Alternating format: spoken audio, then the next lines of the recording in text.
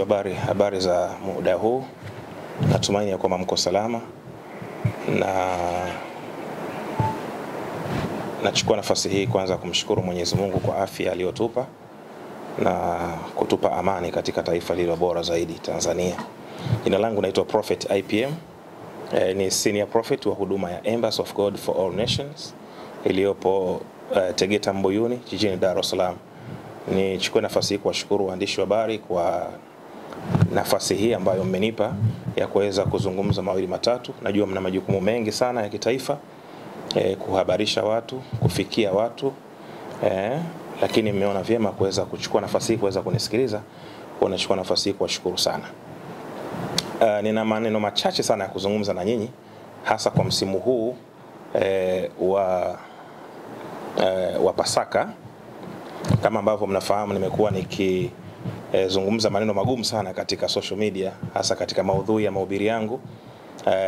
Wako ambao wanaelewa haraka, wako wengine wanachukua muda kuelewa, lakini kwa sababu nina wafuasi sehemu mbalimbali Tanzania, Afrika pamoja na maeneo mbalimbali nje ya Afrika, kwa hiyo nimeona nitoe tamko rasmi kwamba katika huduma yetu sisi tunaamini katika kuchinja kama kutoa sadaka kwa ajili ya kuwapelekea yatima na maskini. Na kumekuwa na watu kutaka kuhakiki, kuthibitisha hili. Swala la kuchinja ni swala ambalo manabii wa kale wote walifanya hivyo. Makuhani wote wa kale walifanya hivyo, akianzia baba yetu wa imani Ibrahim aliambiwa na Mungu akafanya hivyo. Na manabii wote wa kale hakuna ambaye hakufanya hivyo. Na kuthibitisha hilo katika Agano Jipya pia, kwa sisi wa Kristo, Bwana wetu Yesu Kristo ambaye ndiye mwongozo wetu, ambaye pia tunatumia kitabu cha Biblia ambacho pia ndiye mwongozo wetu pia, anathibitisha kwenye Luka sura ya 22 mstari ule wa 17 kwamba ikafika siku kuu ya Pasaka ambayo ilimpasa Yesu Kristo kuchinja. Maandiko yanasema Yesu akawatuma wanafunzi wake waende kuandaa Pasaka. Kwa hiyo kumbe Pasaka ni kuchinja, hakuna kingine. Unaposikia neno Pasaka maana yake ni kuchinja. Kwa hiyo sisi tunayafuata haya maandiko, hatudharau. Tunaamini kwenye kuchinja, na hizo nyama wanakwenda kula masikini, yatima na masikini. Kwa hiyo tarehe 18 tutafanya 18 na 19 tutachinja, lakini tarehe 20 tutajumuika pamoja na masikini, tutajumuika pamoja na wajane, tutajumuika pamoja na yatima kula pamoja chakula. Imagine, Mungu anasema, Yakobo 1 anasema dini iliyo safi sio nataka mbele ya Mungu Baba ni kuwalisha yatima na kuwasaidia wajane katika dhiki. Yani definition ya dini ni kusaidia.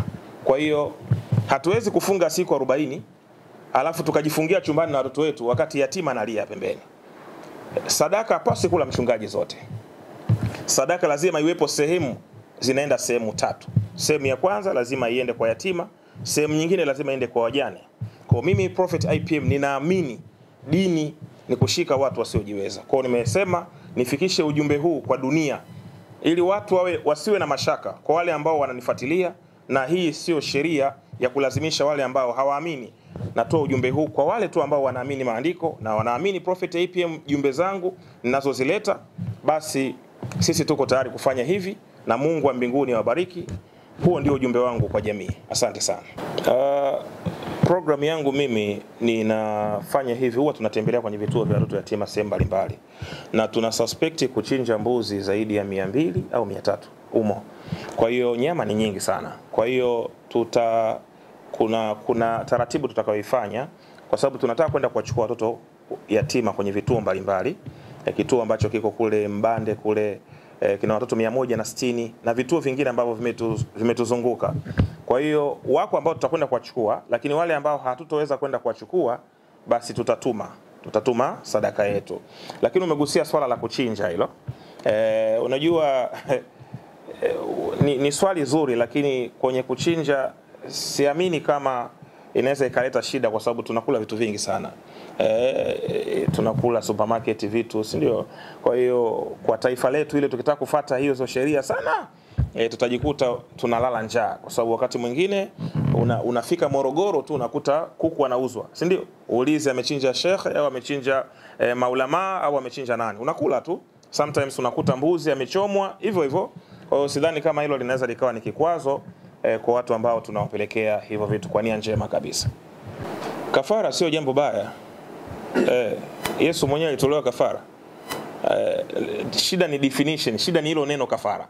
Yani watu wakishasikia kafara wanafikiri ni yani ukitamka tu neno kafara unamuona mama kazikwa, unamuona mdogo wako kazikwa, unamuona bi mkubwa yuko kaburini.